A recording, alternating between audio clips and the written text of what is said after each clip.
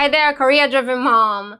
How do you unlock the best summer of your life while you are being intentional in your parenting to ensure that you are having not only a successful summer, one with less stress and more ability to actually connect with your kids, especially now, depending on how old they are.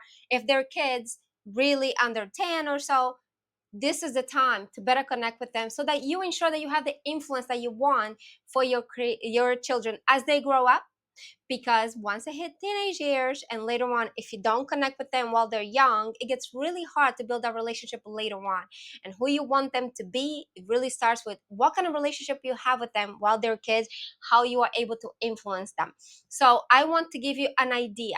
How about you set clear goals on how you want your summer to look like, meaning you don't have to have a schedule, but pretty much decide that I want summer to be fun. I want to be a little more flexible in my schedule. I want to ensure that they have also the time of their life so that they're not just feeling like they're home in their electronics, that they are connecting to nature, that they are also connecting maybe with other children, with outside things that you can create for them, or at least provide for them, so that they feel those 2 summer months were the best time of our lives. And then they get excited about the next summer. So with that, let's start by creating a flex schedule. Yeah, I said flex schedule. And I know flex schedule sounds more like when you are working, you want to have that flexibility in your schedule.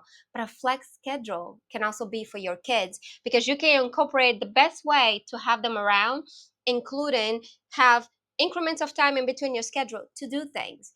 For example, for me, I've been trying to incorporate where when lunchtime comes, I can have lunch with them outside. And sometime intentionally in the morning when I wake up, if they wake up at the same time, that I go for a walk outside, so that they also go and plant their foot on the ground to start their day the best way possible.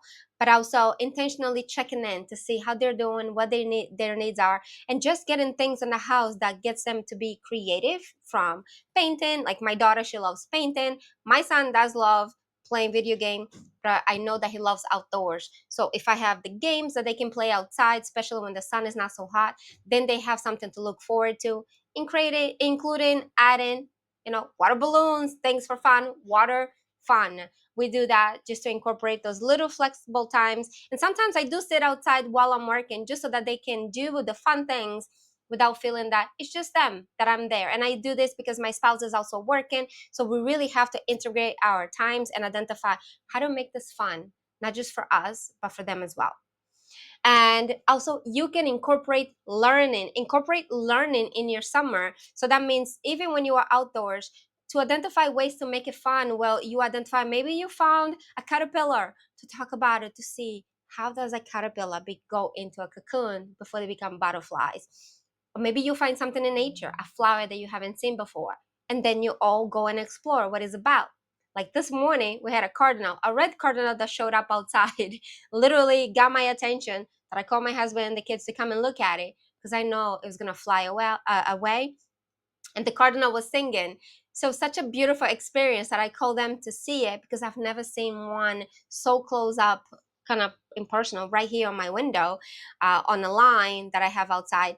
And it was magical. So that was a way for my son to get curious and go and Google, what does cardinal represent? What is it about? When they show up, what is the meaning?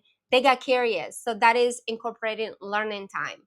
And another plan you can do is family activities. I don't know if you're incorporating vacation this summer. I am. I can't wait until August, when we actually go on a vacation. We get to travel and get out of the house for a little longer.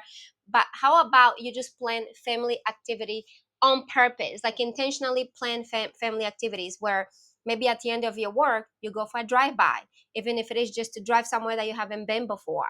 Sometimes what I do is I drive around. There's an ice cream place not far from here where they do everything from scratch. That is a drive-by. And then at the end, they get something exciting to eat.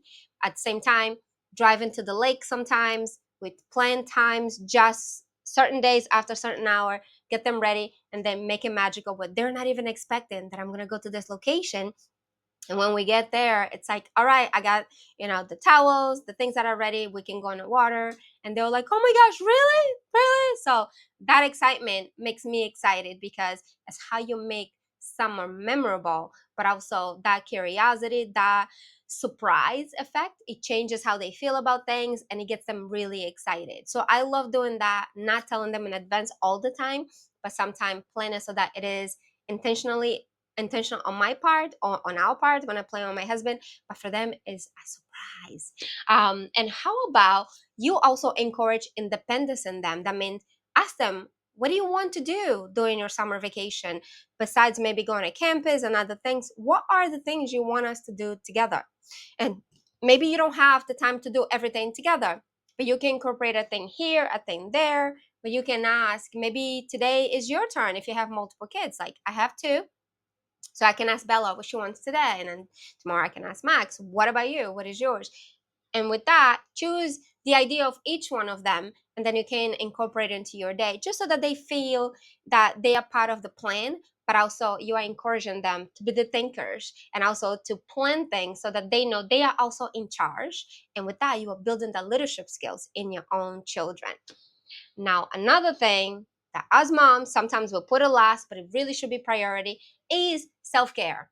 Incorporating self-care into your day. And I know it gets tough when the kids are now home and maybe you had a little time before and now you feel that you're down. If you now start to understand that perhaps now you can wake up a little earlier to really enjoy that quiet time and make that hour of power, your hour of power, when there's no noise, no one waking you up, when things are really slow, that can be the beginning of how you show up for yourself. And maybe if that doesn't work, at the end of the day, when they go to bed, make that your hour of power, where you end your evening in a way, maybe with the evening meditation, so that you start to go back to really understand how you feel, checking with yourself and your body. That could be how you can continue to prioritize yourself. And even when you go into nature, you can add certain activities while you're picking something up. Squat. That way you add in your increase your cardio, your strength, so that you are always intentional in your actions, in what you're doing, and you're going to be living a life of purpose. And the next thing is, at the end of all of that, celebrate your small wins, because the more you do things, we tend to forget to celebrate wins because we always try to figure what we didn't do. But I want you to reverse that, kind of flip that. Instead of thinking that way, you think, what went well today? What went well today for you? What went well today for them? So typically I ask my kids at the end of the night when they're going to bed, what went well today? And I ask them specifically, tell me 5 things that went well today. And there are days that I decrease that when I know it's already quite late. What are the 2 things that went well today? Because that gets them to start to analyze what went well through the day. It gets them to sleep on with gratitude. It gets them to have that well-being feeling that even if at some point something didn't go well, they will always remember what went well. And that helps them to also program their mindset, because your mindset gets programmed as you're going to sleep, which means that whatever you think at the end of your day or whatever you're consuming at the end of your day, if it's something that makes you feel amazing, it also goes into your subconscious mind. That means you are building that mindset. You are building that ability to see the glass half full always, rather than half empty. And it starts to cultivate with your children, especially when they're really young, because that's the time that you get to mold, and that's the time that you become an influence for them.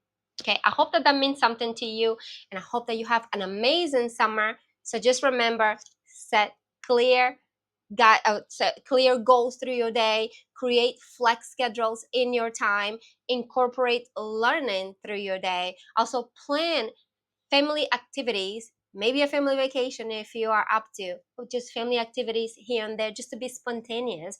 Also to encourage that independence, that ability to be independent, to think outside the box for them, to create the day that you want. And also prioritize your self-care, because that is the most important part. They have a bit higher chance of becoming you than becoming who you want them to be, because they're observing you and you are the role model.